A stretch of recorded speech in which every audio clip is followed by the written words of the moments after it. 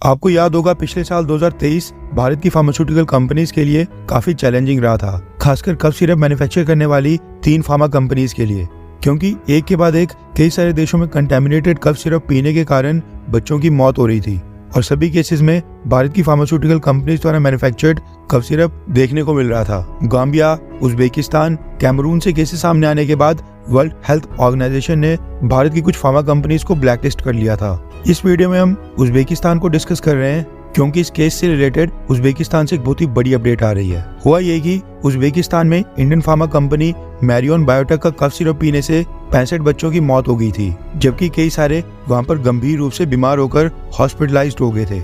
ये केस सामने आते ही WHO ने भी गाइडलाइंस जारी करके कंपनी को ब्लैकलिस्ट कर लिया था, लेकिन साथ में उज्बेकिस्तान की सरकार ने भी सख्ती बरतते हुए केस फाइल करके इन्वेस्टिगेशन स्टार्ट कर दी थी और ये मामला वहां की सुप्रीम कोर्ट तक चले गया था और तब से ही कोर्ट में इस केस का ट्रायल चल रहा था। भारत में मैरियन बायोटेक का प्लांट उत्तर प्रदेश में है और यूपी की ड्रग रेगुलेटरी अथॉरिटीज ने स्टार्टिंग में मैरियन बायोटेक की प्रोडक्शन को अचानक से बंद कर दिया था, लेकिन बाद में प्लांट को दोबारा से रिस्टार्ट करने की परमिशन दे दी गई थी। लेकिन उज्बेकिस्तान में मैरियन बायोटेक की डिस्ट्रीब्यूशन के ऊपर रिस्ट्रिक्शंस पूरी तरह से लग गई थी। हुआ ये कि उज्बेकिस्तान में रघवेंद्र प्रताप सिंह नाम का एक इंडियन नेशनल था, यानी भारतीय नागरिक था, जो कि उज्बेकिस्तान में क्वारामैक्स मेडिकल नाम की कंपनी ऑपरेट करता था और भारत से मेडिसिन, वैक्सीन और कफ सिरप परचेज करके उनको उज्बेकिस्तान में इंपोर्ट करता था, यानी वहां पर बेचा करता था।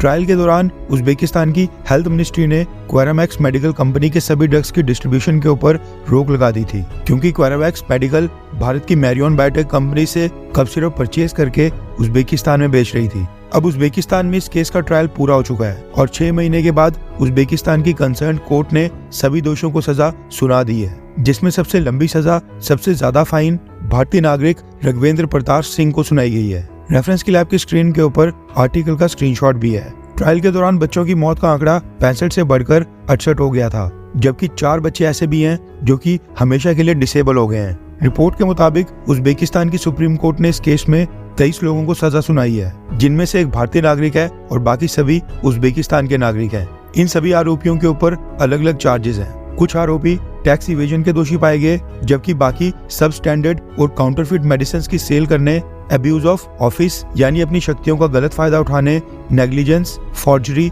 और ब्राइबरी यानी रिश्वत देने के दोषी पाए गए हैं। इसमें उज्बेकिस्तान सरकार के कई सारे अधिकारी भी हैं, जिन्होंने इंपोर्टेड मेडिसिन के लिए लाइसेंस इशू किया था। सभी 23 दोषियों को 2 से लेकर 20 साल तक की सजा सुनाई गई है। भारतीय नागरिक रघवेंद्र प्रताप सिंह को सबसे लंबी 20 साल की सजा सुनाई गई है। उज्बेकिस्तान की कोर्ट के मुताबिक जिन 68 बच्चों की मौत हुई है, उनमें से हर एक की फैमिली को $80,000 यानी 67 लाख रुपीस की कंपनसेशन दी जाएगी। 4 बच्चे जो पूरी उम्र के लिए डिसेबल हो गए हैं, उनको भी 67 लाख रुपीस की कंपनसेशन दी जाएगी। बाकी 8 बच्चे जो इस केस में गंभीर रूप से घायल हुए थे, उनकी फैमिलीज को 13 लाख से लेकर 33 लाख रुपीस की कंपनसेशन का ऐलान किया गया है और ये सारी रकम 7 दोषियों से इकट्ठी की जाएगी, जिनमें भारत का नागरिक रघवेंद्र प्रताप सिंह भी है। नो डाउट कि उज्बेकिस्तान के साथ बैकडोर डिप्लोमेसी अब तक स्टार्ट हो चुकी होगी, लेकिन अब तक भारत सरकार ने आधिकारिक तौर के ऊपर इस केस पर कोई भी टिप्पणी नहीं की है, कोई भी कमेंट नहीं किया है। और देखना ही होगा कि जिस तरह से कतर से इंडियन नेवी के वेटरन्स को भारत वापस लाया गया था,